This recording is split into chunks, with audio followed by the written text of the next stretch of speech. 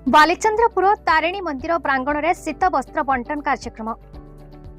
जाजपुर जिला बालीचंद्रपुर ठारे असहाय दिव्यांग मानक दुख को परखी कंबल बंटन कला पार्वती गोविंद स्मृति संसद और शांति सेवा सद्भावना मंच। शीतर प्रकोप सारा राज्य में बढ़िबा लागिछि।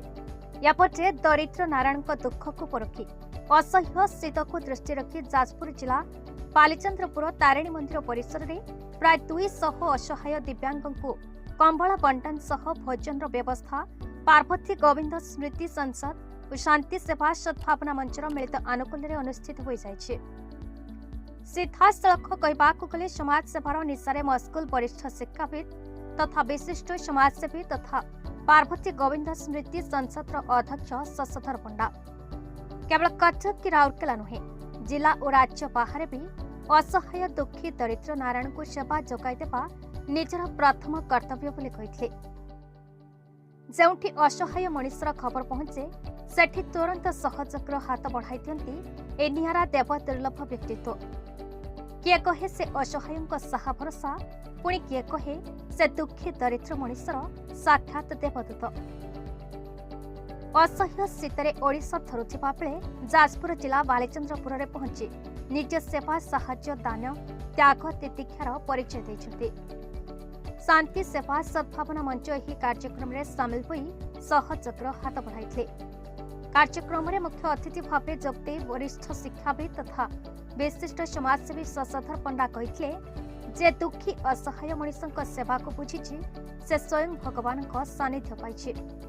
ए कार्यक्रम में सभापति भक्ताचरण साहू, संग्रामी दिवाकर विश्वाल, मुख्य वक्ता उत्कल भूषण राउत राय, सम्माननीय अतिथि केशव चंद्र राउत, विजय कुमार पात्र, सरपंच विलास पारिक, समाजसेवी लक्ष्मी कुमारी प्रमुख उपस्थित रही कार्यक्रम को सफल करथिले।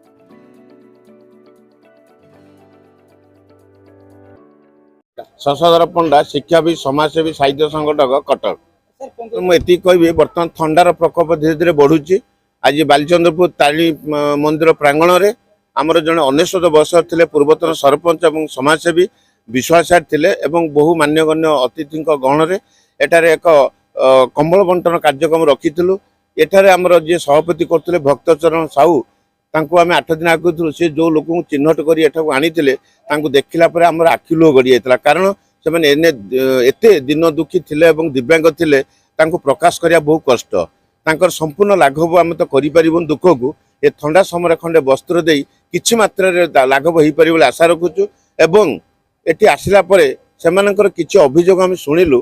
आप मीडिया भाई मानक माध्यम आम सरकार को जनईदेवा चाहूँ किछि लोक दिन दुखी असहाय माने दिव्यांग अच्छी रेशन कार्ड नहीं, भत्ता नहीं, घर खंड नहीं। तेणु आपण मानक प्रचार प्रसार माध्यम सरकार पाखे कथाटा निश्चय पड़ो से यथाशीघ्र जो असुविधा गुड़िक रही सुविधा कले निश्चय से किसी लाघव बोली आशा रखुचु। मु आशा रखुची बोधे आम ओडिशा कहीं ओडिशा बाहर भी कई दिन दुखी असहाय रही से समस्त लक्ष्य रखी से सेवा कले निश्चित भाव में पूरण हो पार आशा हो। मु अवसर प्राप्त अध्यक्ष उच्च न्यायालय कटक। आज जो कंबल बंटन कार्यक्रम हो पार्वती गोविंद स्मृति संसद आ शांति सेवा सदन मंच से आनुकूल्य जो कंबल बंटन कार्यक्रम हो एक धूलिकणा संगे सामान कहले चले। तेणु आम जो कार्यक्रमटा करूँ यहाँ अन्य दृष्टांत हो जदि आम समस्ते एमती बिंदु बिंदु की अणुकणा भाई साहाय्य करवा कहार दुख रही कि समस्त क्षमता अच्छी किसी साहाय्य करें समस्त करें। तेणु जदि आम यही साहाय्य मनोवृत्ति रखा तेणु कई दुखी कहार दुख रही सब दुख दूर हो पार। तेणु यही आज जो कार्यक्रमटा है यहाँ आपणकर जो आम ओडिशा रे कौन से दरिद्र लोक गरीब लोक रही। सांबादिक भक्तचरण साहू, शांति सेवा सद्भावना मंच बालीचंद्रपुर सभापति। शशधर पंडा तो जड़े ओडिशा प्रतिष्ठा समाजसेवी निर्देश कार्यक्रम है। आम उभय अनुष्ठान बापा बो ना जो कर पार्वती गोविंद स्मृति संसद भद्रक और आम जो शांति सेवा सद्भावना मंच उभय अनुष्ठान मिलित आनुकूल्य आज माँ तारिणी मंदिर बालीचंद्रपुर आम आज बहुत दिव्यांग बहुत असहाय गरीब लोक मान प्राय शताधिक आसी पहुँची थे आम प्रसाद सेवन सहित गोटे ना कमल बंटन कलु। आम खूब आनंदित होती दुख सरीज ता नुहे ईश्वर इच्छा जहाँ हो आम गोटे ना कमल देले भी शीत टिके शीत प्रकोप टिके उद्धार पाइबापी आम खुशी हो प्रतिवर्ष बार कार्यक्रम आम कर वर्ष टिके शशधर बाबू ये कार्यक्रम आज भल होती 100 रु अधिक आज दिव्यांग अन्य गरीब लोक आस पहुंचती आम देखिए बेस आनंदित